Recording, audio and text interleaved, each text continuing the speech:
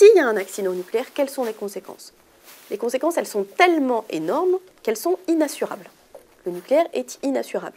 Les plus grands organismes de réassurance disent que c'est une des activités qu'ils n'assureront jamais puisqu'il est inassurable. C'est des conséquences dans le temps et dans l'espace qui sont considérables. On ne peut pas confiner la radioactivité et c'est pour une durée dans le temps considérable. S'il y a un accident sur la centrale du Blayais, même, on va dire, moyen, sans compter les conséquences individuelles, il y a sans doute plus de vignobles bordelais pendant 100, 200, 300 ans.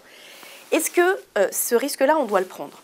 La question qui se pose à un dirigeant politique, c'est de dire, s'il y a une alternative possible, alors non. C'est-à-dire que si on n'a pas d'autre solution, peut-être qu'il faut se dire qu'il vaut mieux, pour le niveau de confort et de vie en collectivité dont on a aujourd'hui, prendre ce risque, qui est énorme. Est-ce que l'alternative est possible? La réponse est oui. Il y a aujourd'hui des scénarios de sortie du nucléaire qui ont été travaillés. Il y a des pays aussi baroques que l'Allemagne, la Suisse, l'Italie, la Belgique, qui engagent la sortie du nucléaire. D'abord, la sûreté, c'est un sujet sérieux. Et quand il y a eu l'accident au Japon, moi, je n'ai pas eu besoin d'une carte pour savoir que c'était dans l'hémisphère nord.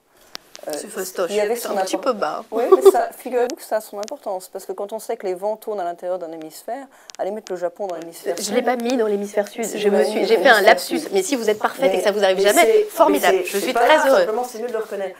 Un lapsus, oui, c'est une erreur. Je crois qu'il y en a plein qui en ont fait d'autres des lapsus. Mais je vais surveiller maintenant. Cette association de soutien au nucléaire mondialement connue, qui est Greenpeace, a déclaré le 28 octobre que les audits de sûreté post-Fukushima en Europe étaient d'un niveau très différent suivant les pays et qu'ils trouvaient que l'audit français était parmi les plus sérieux. On doit tout faire pour la sûreté, tout ce qui est techniquement possible pour la sûreté, sans interférence ni d'acte de foi pour ou contre le nucléaire, ni de questionnement économique.